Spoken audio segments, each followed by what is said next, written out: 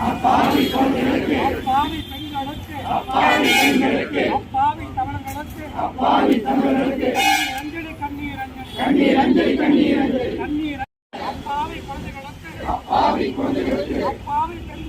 அப்பாவி பெண்களுக்கு கண்ணீர் அஞ்சலி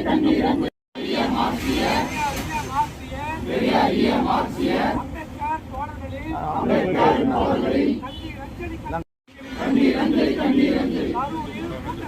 கரூரில் கூட்டத்தில்